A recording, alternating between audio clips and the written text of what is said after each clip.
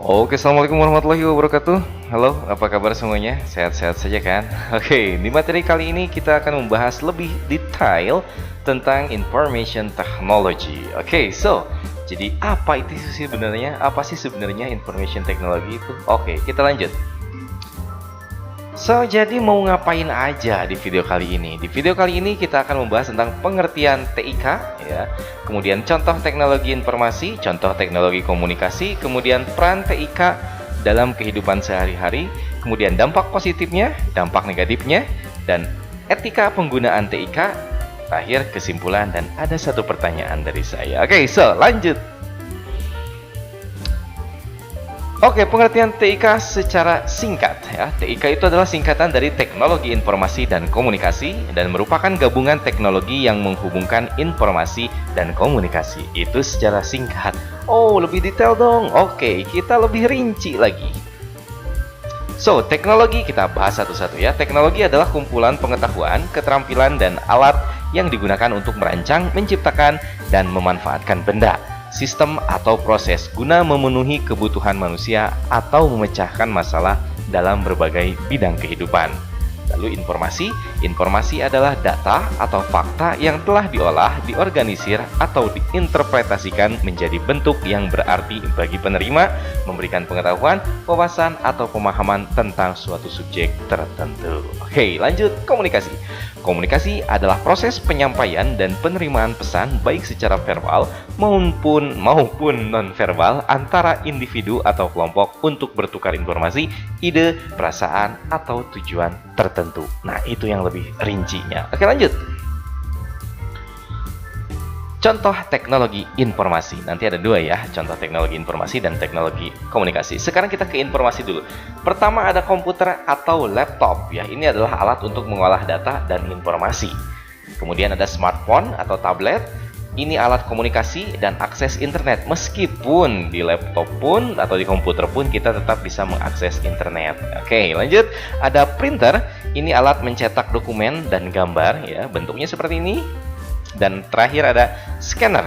Nah, scanner ini sebenarnya kebanyakan sekarang sudah banyak yang digabung sama printer ya. Sudah masuk ke satu set gitu ya, printer sama scanner.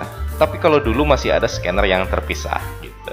Ini alat untuk memindai gambar dan teks menjadi digital. Oke, lanjut. Contoh teknologi komunikasi. Kalau tadi teknologi informasi, sekarang teknologi komunikasi. Pertama ada telepon. Ya, ini kayaknya udah jarang yang pakai juga ya. Kebanyakan sekarang sudah pakai telepon genggam. Ya, ini telepon duduk. Biasanya ada di rumah atau di kantor gitu ya. Telepon ini untuk berbicara jarak jauh. Ini juga termasuk teknologi komunikasi. Kemudian yang lebih modern dari telepon itu ada email. Ya. Fungsinya untuk mengirim dan menerima pesan elektronik.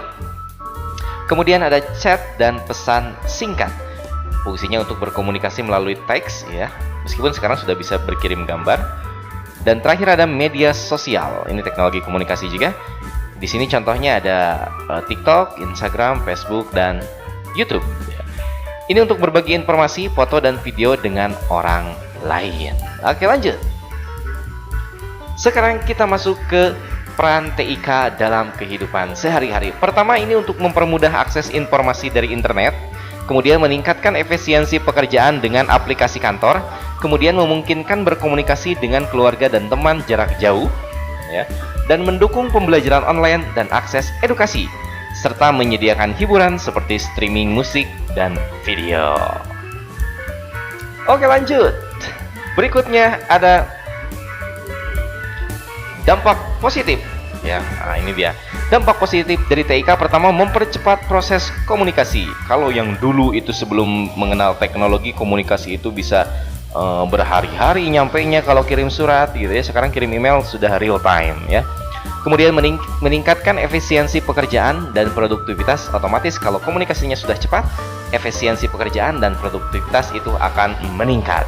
Kemudian memperluas wawasan melalui akses informasi. Tentu sekarang informasi gampang banget diaksesnya ya. Wawasan kita bisa bertambah luas. Dan terakhir, meningkatkan kreativitas dan kolaborasi. Oke, good. Tapi selain dampak positif, ada juga nih dampak negatif dari TIK.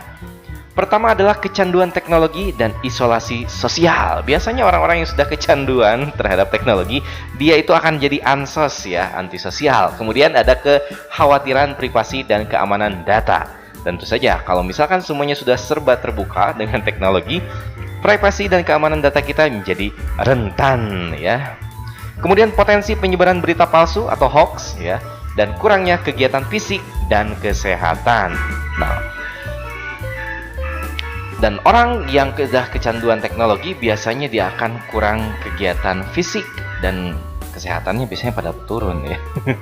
Karena jadi males untuk bergerak gitu ya. Sudah betah di depan gadget. Oke, lanjut. Itu dampak negatifnya. Berikutnya, motor lewat. Oke. Etika penggunaan TIK lewat lagi. Etika penggunaan TIK. Pertama, kita harus bisa menjaga privasi dan amankan data pribadi. Jangan segala disebar ya. Kemudian hindari menyebarkan konten negatif atau berita palsu. Kemudian gunakan TIK dengan bijaksana dan sesuai dengan usia. Terakhir, hindari kecanduan dan tetap seimbangkan dengan kegiatan fisik ya. Lanjut. Kita masuk ke kesimpulan ternyata. Oke, kesimpulannya adalah teknologi informasi dan komunikasi membawa banyak manfaat dalam kehidupan kita. Kemudian penting untuk menggunakan TIK dengan bijaksana dan bertanggung jawab. Dan terakhir, mari kita manfaatkan TIK untuk belajar, berkreativitas, dan berkomunikasi secara positif. Oke, itu dia kesimpulan untuk pertemuan kita kali ini. Dan pertanyaannya adalah, bagaimana teknologi informasi dan komunikasi membantu kamu dalam pembelajaran? Silahkan dijawab. Boleh di kolom komentar, boleh saat bertemu Bapak nanti ya. So, terima kasih sudah menonton video ini. Mudah-mudahan bermanfaat untuk kamu. Oke, Assalamualaikum warahmatullahi wabarakatuh.